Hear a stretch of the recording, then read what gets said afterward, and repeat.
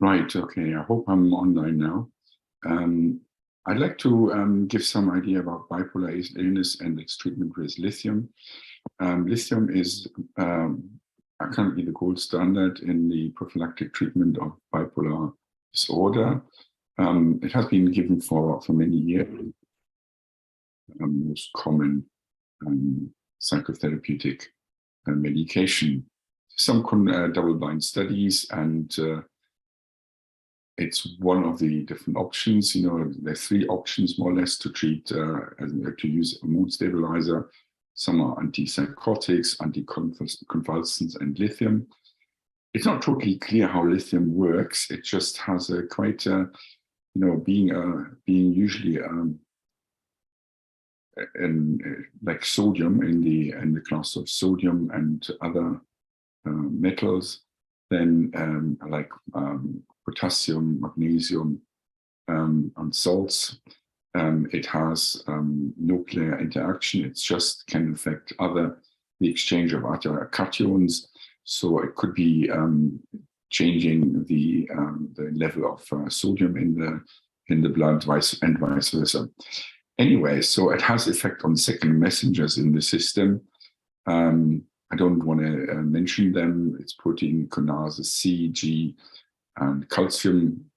It's effectively blocks the actions of some neurotransmitter and hormones. So it has a quite broad interaction with other chemicals and other modulators in the brain.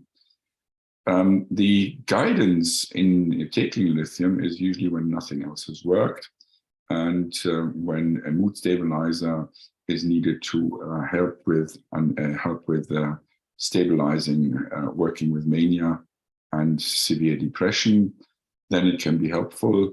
The basis to monitor the whole lot is to check the plasma concentration. The reason being, when the plasma concentration is too high, which is about 1.52 millimole per liter, then people can be very confused. They can have severe polyuria, and they can have some yellow visions.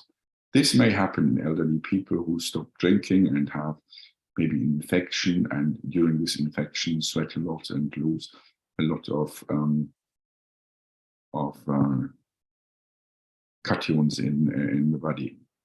So their interactions, other medication are antiarrhythmics. And so at the end of the day, it's very important that before you check or before you take medication like lithium, you have a thorough physical examination, including full blood count, urea and electrolytes, and the thyroid function test. Usually, lithium can, on the long term, affect the thyroid function, and it's not totally clear why it does. There's another very difficult problem that it can affect and it can sadly irreversibly affect the kidney function. So if it's taken, it should be carefully monitored, and this should also include an ECG and the kidney function. So usually the dosage is 300 to 600 milligrams given at night. You increase weekly, and the maximum dosage is 2 grams per day. But the most important point is that the level in the blood is between 0.4 and 0.6 millimole per liter. Previously, there was higher levels were accepted, but this has been reduced to prevent side effects.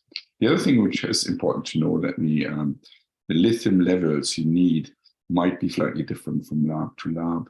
So what you should do is go with the lab your GP goes, and keep it with the same lab.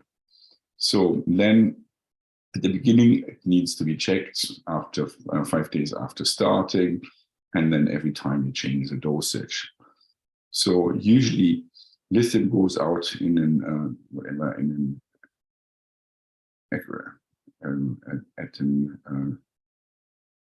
very fast, like wave shape form. So usually one doesn't assess the first 20 minutes or hours when the level is still increasing.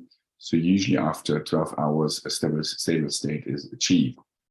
And then the next day, mostly the whole of the lithium goes out of the system, especially if salts like sodium are used in high dosage. Right, so if you reduce it gradually, and so look at the safety guidelines. What's the most important part, or the biggest problem, is usually when the labs changes and when people forget to check the lithium levels after years and don't look at the side effects.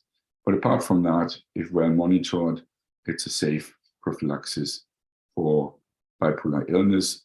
One would say none of the medication always prevents all the different types of all the problems, but what usually on average medication does, it halves the number of episodes and it halves the severity of the episodes. So, and usually it should be much better to have lithium unless you have side effects from the medication.